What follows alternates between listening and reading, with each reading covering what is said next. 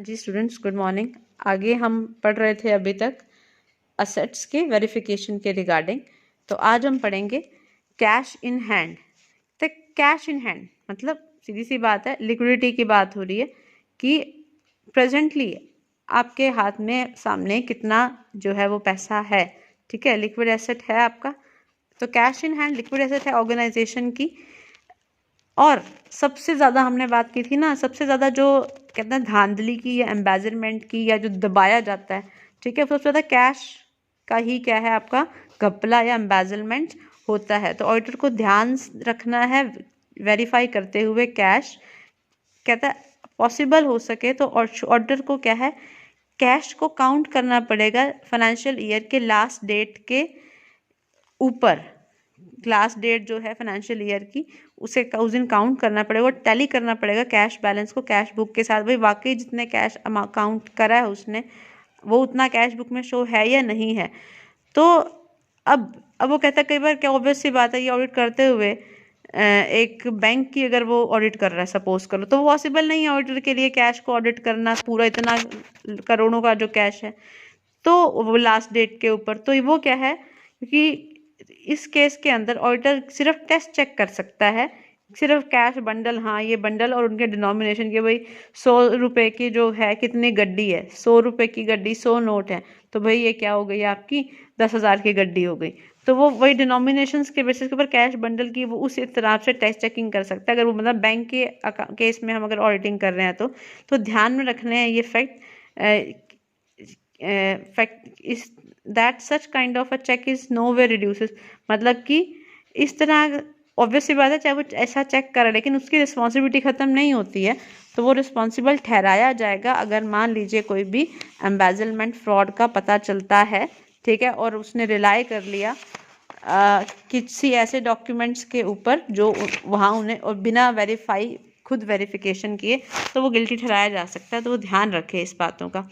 अगर एक से ज़्यादा स्थानों पर ऑर्गेनाइजेशन के अंदर कैश रखा है तो उसे सारा कैश मंगाना पड़ेगा उन जगहों से, presence of cashier, in the presence of cashier, ताकि कोई कमी जो है एक प्लेस के ऊपर कवर अप हो सके दूसरे प्लेस से। ठीक है, कैशियर को भी पता, कैशियर को सारे प्लेसेस पता होते हैं कहाँ कहाँ कैश रखा गया है।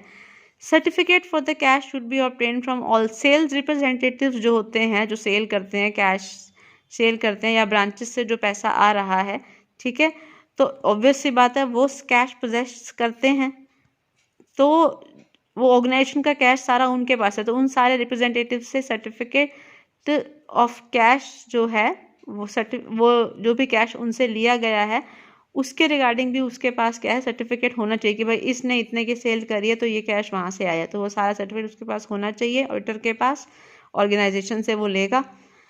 अच्छा, डॉक्टर पाला ने सिचुएशन कुछ एक सजेशन दी थी अगर काउंटिंग कैश काउंट करने की प्रॉब्लम को सॉल्व करने के लिए कि अगर ऑडिटर खुद प्रेजेंट नहीं है काउंट करने के लिए कैश को, तो वो इंस्ट्रक्शन दे सकता है ऑर्गेनाइजेशन के स्टाफ को कि सारा कैश डिपॉजिट कर दें बैंक में लास्ट डेट के ऊपर, फाइनेंशियल ईयर के लास्ट डेट के ऊपर, और क्या करें नेक्स्ट डे एक चेक इशू करें to get the cash from the bank, कि वो सारा कैश जो है मतलब कि ऑब्वियसली पता है जब बैंक में जाएगा तो बैंक के पास मशीनें होती हैं, ठीक है, वो सारा कैश वो ऑटोमेटिकली फटाफट कैलकुलेट हो जाएगा और नेक्स्ट डे वो क्या कर दे, वो इशू कर दे चेक, एक इशू कर दे very next day to get the cash, कि भाई बैंक से मुझे क्या है, आप मुझे कैश चाहिए, ठीक है, तो ये इशू कर दे। इससे पता क्या चले कैश काउंट भी हो जाएगा और रिकॉर्ड भी हो जाएगा properly.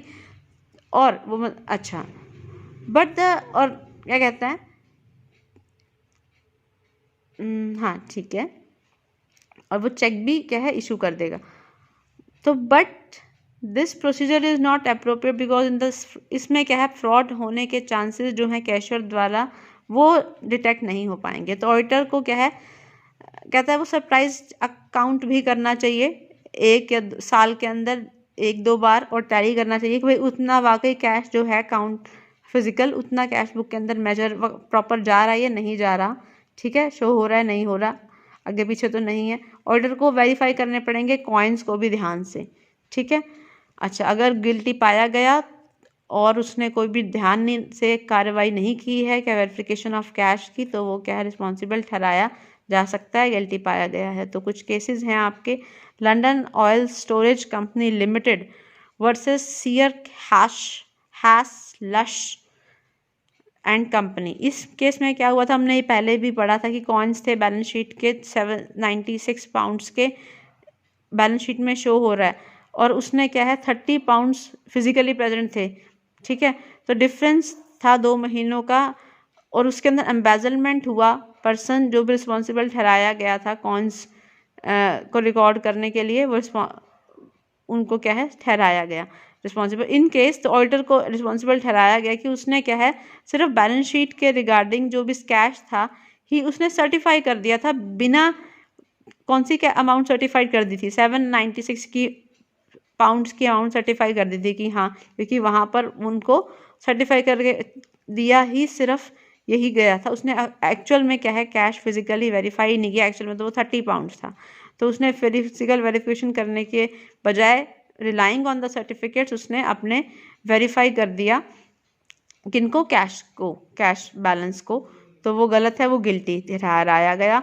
Deputy secretary ministry of finance government of India versus S N. Das Gupta 1955 Calcutta में एक केस हुआ था। ऑडिटर को रिस्पॉन्सिबल ठहराया गया था क्योंकि उसने वेरीफाई नहीं किया था कैश बैलेंस शीट के अंदर 1944 को जो था कितना 1682,461 था, लेकिन एक्चुअल में जो बैलेंस कितना था दैट वो 72,827 ओनली। तो ऑडिटर को ऑडिट जो था वो किया गया था किसी ओल्ड क्लर्क के द्वारा, ठीक है, ऑडिटर के ओल्ड क्लर्क के द्वारा। The auditor has not verified the, उसने खुद कैश अपने आप वेरीफाई नहीं किया था। तो ऑडिटर गिल्टी ठहराया गया जज पी चक्रवर्ती द्वारा, और हेल्दा और मिस्टर दास गुप्ता जो ऑडिटर थे उनको गिल्टी ठहराया गया कि तुमने खुद वेरीफाई नहीं किया और किसी और के वेरिफिकेशन के बेसिस के ऊपर उसने कह दिया, तो आपने सर्टिफाई कर दिया कि हाँ बिल्कुल सही है ये कैश, तो मतलब आपने उसे वो चीज़ गलत थी आपके पार्ट के ऊपर, आपको खुद वेरिफिकेशन करना चाहिए था।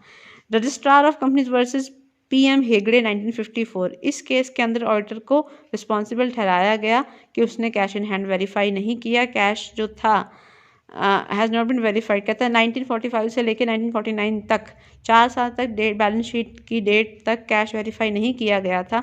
ऑडिटर को वेरीफाई करना चाहिए था before the date of balance sheet और after the date of balance sheet, like for the मतलब कि 1945 31 दिसंबर और वेरिफिकेशन डन ऑन 5 जनवरी 1946, then vouch the remaining days. तो मतलब ऑडिटर ने जो वेरीफाई किया था इधर before the date of balance sheet किया या after the date of balance sheet किया, लाइक 31 1945 के या 5 जन 1946 को। Then vouch for the remaining days, कुछ डेज का उसने वाउच करा और ऑब्टेन द कैश बैलेंस उसने निकाल लिया। उसने कोई भी कैश वेरीफाई नहीं किया on the date of balance sheet. इस केस में ऑडिटर को गिल्टी ठहराया गया, उसने नेग्लिजेंसी की और ड्यूटी को क्या है, ड्यूटी का हनन किया है, तोड़ा है ड्यूटी को, तो उसको गिल्टी ठहराया गया कोताही बरतने की रीज़न की वजह से। अब क्या कहता है कैश एट बैंक, ये तो था कैश इन हैंड को आप क्या कर रहे थे, वेरीफाई कर रहे थे। कैश इन बैंक में कहता है बैलेंस शीट में जो बैंक बैलेंस शो होता है, ठीक है, तो वो भी वेरीफाई किया जाएगा। किस तरह से, बैंक बुक को वेरीफाई करेंगे, पासबुक को से, चेक बुक से और पे इन स्लिप बुक से, और एक बैलेंस कंफर्मेशन ली जाएगी किससे, सभी बैंकर्स से, ठीक है, कि कितना बैलेंस उसका पड़ा है पासबुक के अंदर, जिसके अंदर ऑर्गेनाइजेशन का अकाउंट है, उस बैंक से सारी बैलेंस कंफर्मेशन ली जाएगी, बैलेंस कितना है बैलेंस शीट के डे के ऊपर।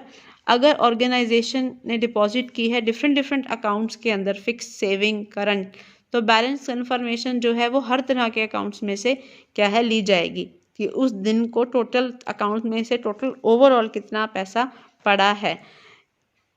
अगर balance as per the bank book वो सेम नहीं है, पासबुक की बैलेंस के इक्विवेलेंट नहीं है, तो ऑडिटर को एक बैंक रिकॉन्सिलेशन स्टेटमेंट बनानी पड़ेगी।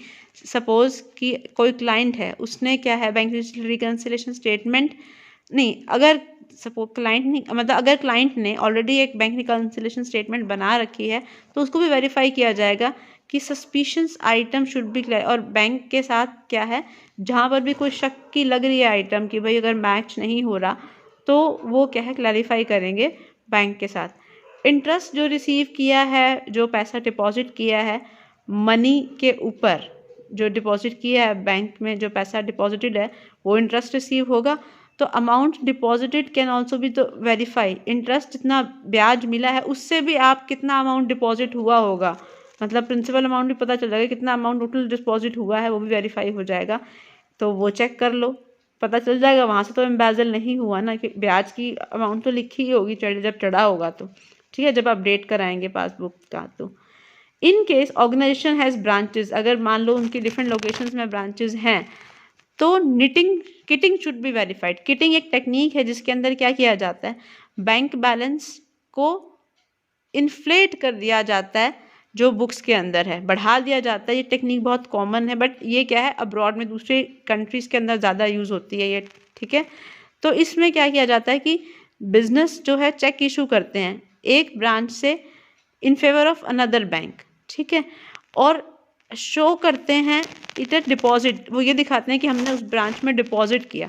तो बैंक बैलेंस उस बैंक ब्रांच का जहाँ पे वो डिपॉजिट हुआ वो सेम टाइम पर क्या हो गया, इन्फ्लेट हो गया, ठीक है। तो बैलेंस जो था इशू ब्रांच का डजेंट डिक्रीज, तो बैलेंस जो है इशू ब्रांच को डिक्रीज नहीं हुआ, बिकॉज वो 3 से 4 दिन लगते हैं चेक कलेक्शन के अंदर। तो इस तरह के फ्रॉड को चेक करने के लिए ऑडिटर वेरीफाई कर सकता है एंट्रीज को कपल ऑफ डेज के अंदर नेक्स्ट ईयर में।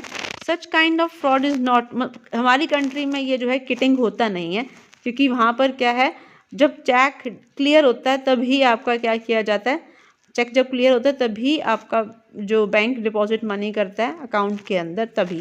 तो वो ये फ्रॉड क्या है, आपके वहाँ पे गैप लगता है ना, कलेक्शन 3-4 डे लगते हैं चेक कलेक्शन के दूसरी कंट्रीज़ में, तो इसलिए वहाँ पर ये फ्रॉड होने के चांसेस बहुत ज़्यादा होते हैं। नेक्स्ट है कैश इन ट्रांजिट। कहता है अब कुछ ऑर्गेनाइजेशन ऐसी ही हैं जिनकी नंबर ऑफ ब्रांचेज हैं, जिनके ट्रांजेक्शन्स जो हैं वो क्या है, ट्रांजिट बिटवीन, मतलब आपस में ट्रांजेक्शन्स होते रहते हैं ब्रांचेस के अंदर। तो कई बार क्या होता है, कई बार कुछ ब्रांचेस जो हैं वो कैश देती हैं हेड ऑफिस को लास्ट डेज के ऊपर, साल के अंत में वो क्या है आपका कैश ट्रांसफ़र करती हैं, चेक कैश देती हैं, अच्छा कैश भेजती हैं। तो head office receive only the advice and not the cash till the last day of the year.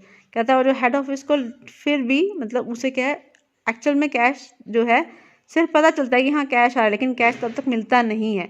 तो जो अब तक कैश मिला नहीं, सिर्फ बताया गया है, इन्फॉर्मेशन मिली है, एडवाइस मिली है, तो वो कैश क्या शो होगा, वही कैश इन ट्रांजिट शो होगा जो अब तक मिला नहीं है।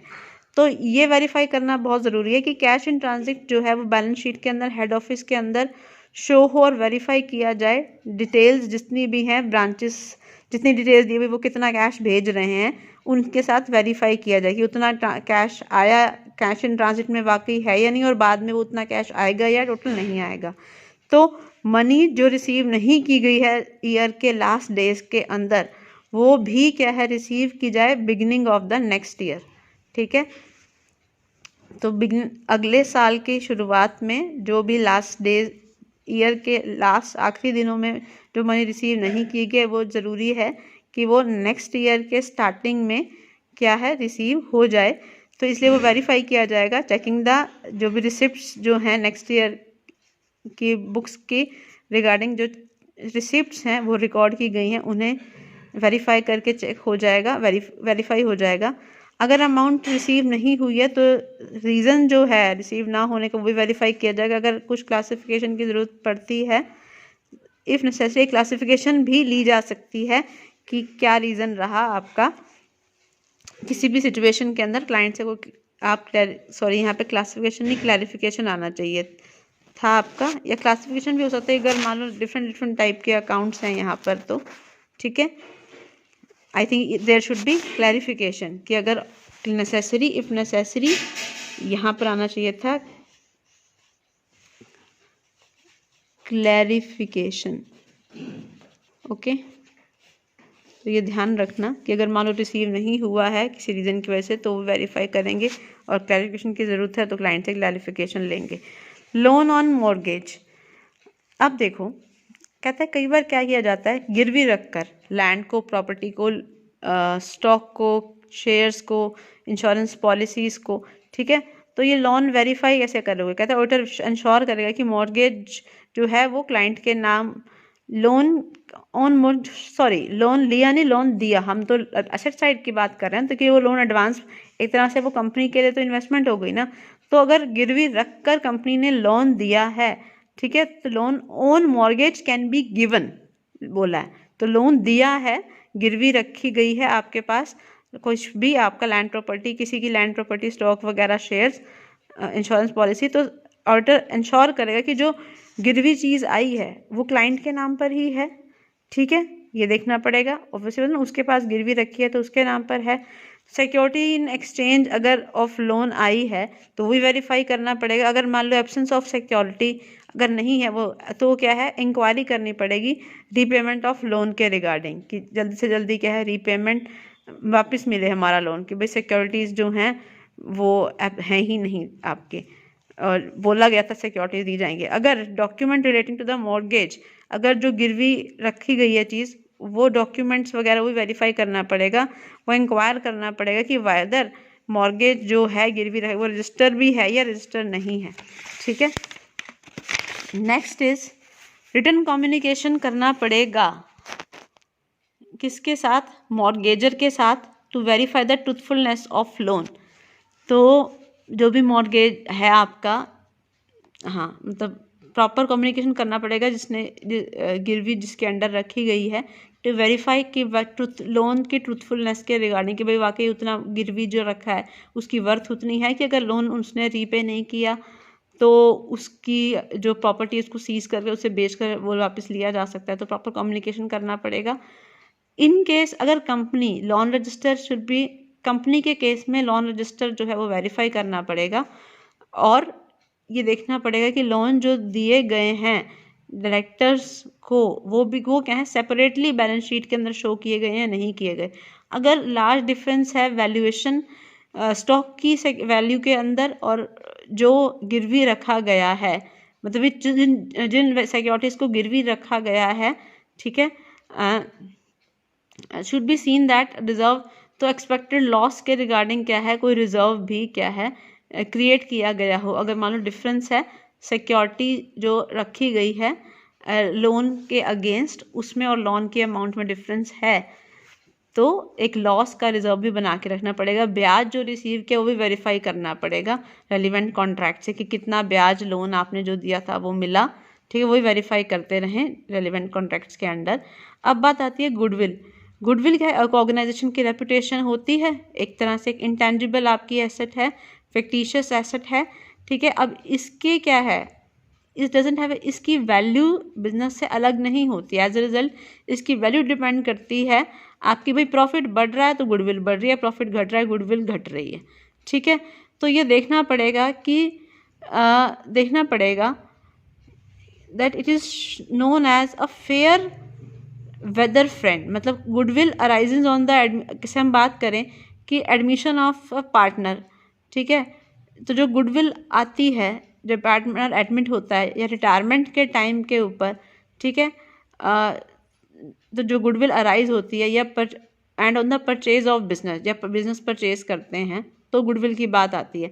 तो गुडविल जो है वेरीफाई करनी पड़ेगी इस तरीके से, तो क्योंकि वो फिक्टिशियस और इंटेंजिबल एसेट है, ठीक है, तो फिजिकल वेरिफिकेशन तो पॉसिबल है ही नहीं, तो गुडविल एग्जिस्ट करती है या नहीं करती है, कितनी एग्जिस्ट करती है, कैसे एग्जिस्ट करती है, तो ये सारे जो एग्रीमेंट हैं, परचेज एग्रीमेंट, पार्टनरशिप डीड को ध्यान से पढ़ना पड़ेगा ऑडिटर को, और उसे देखना पड़ेगा कि और जो गुडविल जो है वो किन कारणों की वजह से क्या है इतनी रेपुटेशन है ऑर्गेनाइजेशन की। इन केस गुडविल जो has been purchase then the contract with the seller, अगर मान लो गुडविल परचेज कर ली गई है और सेलर को रेफर किया जाएगा वेरीफाई करने के लिए कि गुडविल का परचेज किया गया किस वैल्यूएशन के ऊपर।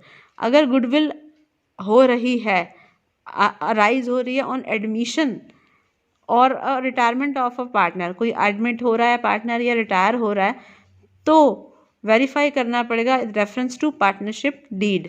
तो पार्टनरशिप डीड के साथ वेरीफाई किया जाएगा कि अगर क्या है कोई आ रहा है या रिटायर हो रहा है, तो डीड क्या कहती है उस सिचुएशन में गुडविल की वेरिफिकेशन जो है उनकी प्रॉपर वैल्यूएशन हुई है नहीं, वो एज पर डीड वैल्यूएशन हुई है या नहीं, उनको वेरीफाई करना पड़ेगा उस वक्त। ठीक है, valuation, goodwill is always valued at book value. Goodwill हमेशा जो है वो वैल्यू की जाएगी बुक वैल्यू पे, यानी कि कॉस्ट प्राइस पे, अनलाइक अदर एसेट्स, जैसे बाकी एसेट्स की तरह नहीं, डेप्रिसिएशन जो चार्ज किया जाता है, since it doesn't wear and tear. अब क्योंकि वो क्या है, मतलब वो हमेशा क्या की जाएगी गुड वैल्यू कॉस्ट प्राइस पे, क्योंकि जो बाकी एसेट्स होती हैं वो आप उसमें क्या है डेप्रिसिएशन नहीं, उनमें डेप्रिसिएशन होता है, गुडविल कॉस्ट पे ही होगी क्योंकि उसके अंदर क्या है कोई वियर टीयर होता ही नहीं, तो डेप्रिसिएशन की बात ही नहीं है। ठीक है, तो वो जो गुडविल होगी वो हालांकि राइट ऑफ की जाएगी हर साल, और बुक वैल्यू जो है नेक्स्ट ईयर वो क्या है ऑब्टेन निकाली जाएगी, वो राइट ऑन ऑफ वैल्यू को डिडक्ट करके। इसके अलावा ऑडिटर जो है प्रॉपर प्रिंसिपल यूज़ करेगा गुडविल को वैल्यू करने के। राइट ऑफ जो की जाएगी कि चेक कितनी आपको जो गुडविल है कितना राइट ऑफ करनी है, ऑडिटर को देखना पड़ेगा जो भी डायरेक्टर्स द्वारा रेजोल्यूशन पास किए गए हैं और गुडविल को राइट ऑफ करने के लिए, और आर्टिकल्स ऑफ एसोसिएशन ने क्या प्रावधान बनाए हैं गुडविल को राइट ऑफ करने के लिए। इन केस ऑफ पार्टनरशिप के केस में जो भी प्रोविजंस हैं पार्टनरशिप डीड के रिगार्डिंग वो भी वेरीफाई करने पड़ेंगे। ठीक है, it is at the sole, अब ये डायरेक्टर्स की डिस्क्रिशन पे डिपेंड है, डायरेक्टर्स और की डिस्क्रिशन के ऊपर डिपेंड करता है या पार्टनर्स के ऊपर डिपेंड करता है पार्टनरशिप एग्रीमेंट के अकॉर्डिंग कि प्रोविजंस कौन से होंगे गुडविल को राइट ऑफ करने के। और ऑडिटर जो है वो अपने ओपिनियन के अंदर according he the auditor can only give, auditor जो सिर्फ अपना ओपिनियन दे सकता है बट वो क्या है गुडविल को राइट ऑफ नहीं कर सकता, ये ध्यान रखिए। तो पार्टनरशिप एग्रीमेंट प्रोविजंस बताएगा गुडविल के बारे में, वो एज पर डायरेक्टर डिस्क्रिशन होगा। सो ऑडिटर सिर्फ ये चेक करेगा कि प्रॉपर वैल्यूएशन है या नहीं as per reading of deed, और वो ओपिनियन दे सकता है बट वो गुडविल फोर्स नहीं कर सकता गुडविल को राइट ऑफ करने के लिए। तो वो प्रावधान जो हैं वो उन्हें देखेगा, उसके अकॉर्डिंग वो चीज़ें क्या है रेजोल्यूशन पास किए गए हैं उसके अकॉर्डिंग ही वो होनी चाहिए, उसी को रेफर करते ही वो क्या है चेक करेगा उसकी रिटर्न ऑफ है या नहीं है। क्लियर हुआ? अच्छा, नेक्स्ट है पेटेंट्स। पेटेंट्स क्या है? पेटेंट्स होता है अधिकार मैन्युफैक्चर करने का। ठीक है, कई बार एक ऑर्गेनाइजेशन कोई नया प्रोडक्ट बनाती है और उसको क्या है गवर्नमेंट से रजिस्टर कराती है कि हाँ ये हमने नया प्रोडक्ट बनाया है, और इस जो रजिस्ट्रेशन कराया उनके पास अधिकार हो जाता है कि सिर्फ वही कंपनी या वही ऑर्गेनाइजेशन या वही इंसान वही पर्सन है उस प्रोडक्ट को बना सकता है एक निश्चित समय के लिए, और वो रिन्यू करा सकता है उस पीरियड के बाद जिस पीरियड के लिए उसने वो पेटेंट जिस सीमित समय के लिए उसने पेटेंट लिया है रिन्यूअल करा सकता है और वही मैन्युफैक्चर करता रहेगा। इन केस ऑर्गेनाइजेशन वो मैन्युफैक्चर नहीं करना चाहती है, उसने ले तो लिया पेटेंट, ठीक है अधिकार, अगर वो मैन्युफैक्चर नहीं करना चाहती है खुद से उसको, तो वो राइट जो है वो मैन्युफैक्चर करने का किसी और को बेच सकती है। तो इस केस के अंदर ऑर्गेनाइजेशन जो है वो क्या करेगी, वो परचेज करे, can purchase in this organisation या पर्सन वो क्या है गुडविल परचेज कर सकता है। तो कुछ प्रोसीजर होंगे वेरिफिकेशन ऑफ पेटेंट्स के रिगार्डिंग। ऑनरशिप एंड एग्जिस्ट करता है पेटेंट, ये देखने के लिए ऑडिटर को चेक करना पड़ेगा हर पेटेंट को, उसकी रजिस्टर्ड क्वांटिटी को, ठीक कितना क्या पेटेंट कितनी पेटेंट्स लिए गए हैं, डेट और पीरियड, और अगर पेटेंट जो है वो रिज़ल्ट वो इन्वेंशन की वजह से आपका पेटेंट बना है, ठीक है, या गवर्नमेंट की अप्रूवल की वजह से आपका पेटेंट क्रिएट हुआ है, तो सर्टिफिकेट इशू करेगी सरकार, वो भी वेरीफाई करना पड़ेगा टुगेदर विद द, और क्या है जो भी रिन्यूअल चार्जेस, अगर मान लो रिन्यू कराया गया है पेटेंट, ठीक है, टाइम हो गया आपको काम करते हुए, इतना पेटेंट्स पहले से ही आपने लिए हुए थे, तो अगर आप आगे फ्यूचर में बनाने जा ही रहे हो तो, और आपका मैच्योरिटी पीरियड के बाद उस स्पेसिफिक पीरियड के एंड के बाद आपको रिन्यू कराया, तो रिन्यू कराया या नहीं कराया, तो वो भी एग्जिस्टेंस बताएगा पेटेंट एग्जिस्ट करता है या नहीं करता। ठीक है, तो ऑडिटर को चेक करना पड़ेगा agreement of purchase in case patent have been, patent जो परचेज किया गया है उस केस में जो भी आपका assignment of should check the agreement, assignment of agreement आना था यहाँ पर, एग्रीमेंट ऑफ परचेज भी वो चेक करेगा। अगर नंबर ऑफ पेटेंट्स, बहुत सारे पेटेंट्स बनवाए हैं क्योंकि उसने इन्वेंशन में भी ज़्यादा की हूँ, पेटेंट्स अगर ज़्यादा हैं तो auditor should obtain a schedule of patents, तो वो प्रॉपर एक शेड्यूल लेगा उन पेटेंट्स का क्लाइंट से, इन विच डिटेल्स, हर एक पेटेंट की डिटेल्स अवेलेबल होगी। ठीक है। अच्छा, रिवेन्यू एक्सपेंसेस।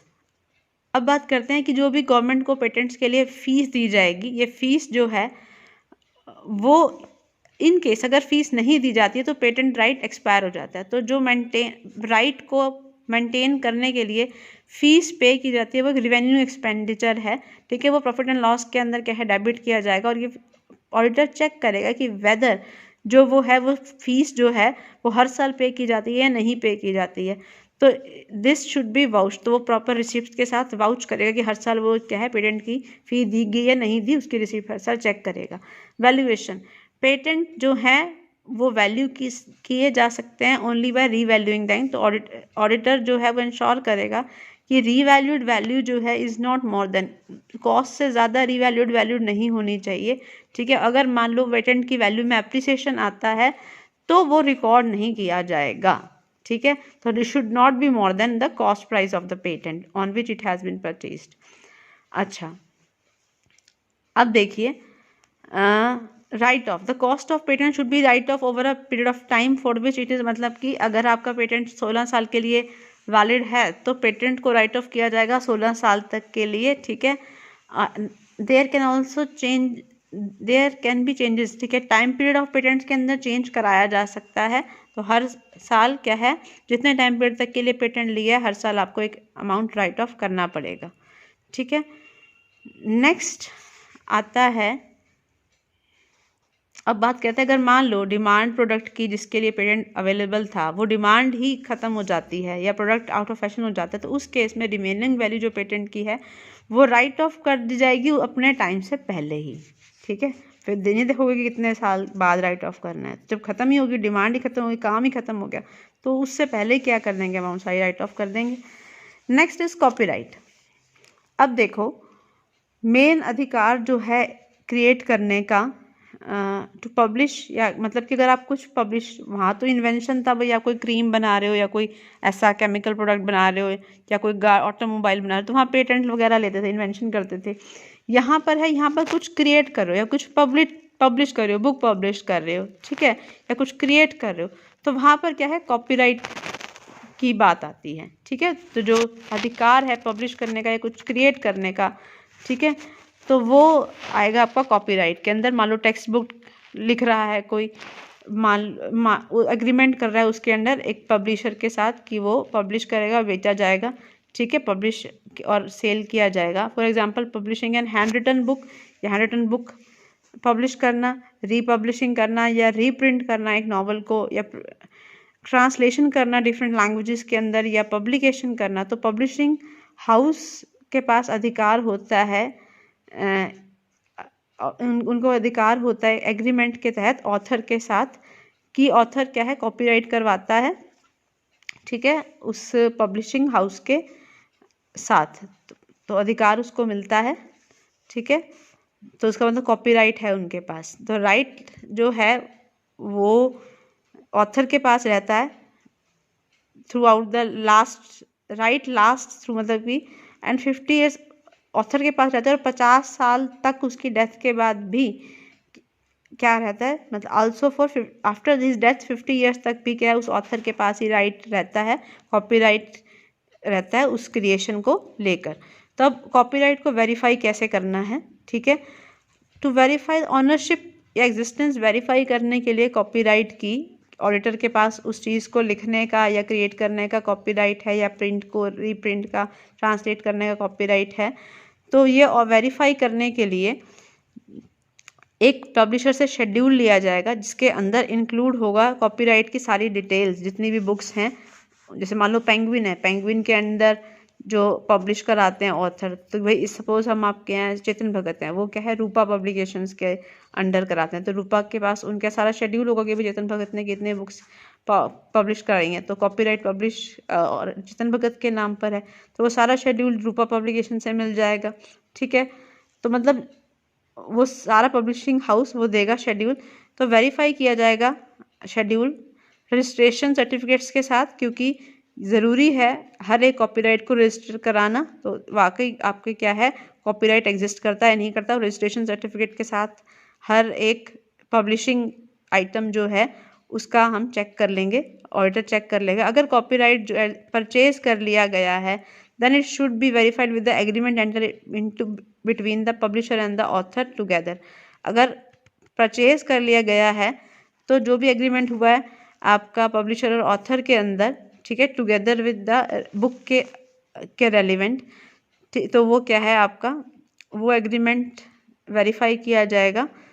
अच्छा, शेड्यूल के साथ उस एग्रीमेंट को वेरीफाई कर लिया जाएगा। In case copyright has been registered, अगर कॉपीराइट रजिस्टर कर दिया गया है तो उसे वेरीफाई किया जाएगा रेलिवेंट सर्टिफिकेट के साथ। वैल्यूएशन, कॉपीराइट वैल्यू किया जाएगा हर साल जो भी रिवैल्यूएशन की टेक्निक के साथ, और अगर लॉस है रिवैल्यूएशन में तो राइट ऑफ किया जाएगा प्रॉफिट एंड लॉस से।